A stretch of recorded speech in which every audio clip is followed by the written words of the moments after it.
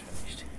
So it's a good idea to give it a good clean off inside. I mean, I've not done the piston tops, but they're actually okay. I mean, if they were they're really badly coked, then I'd probably take it a bit. But you got to watch it because these are aluminium.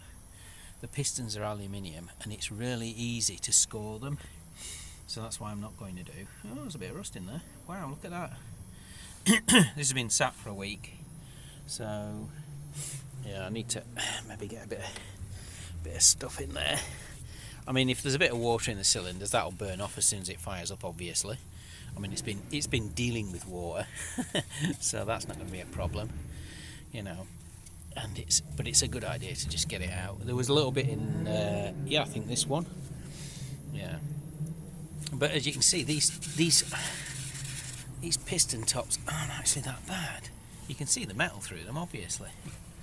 Get that out. So they're not that bad.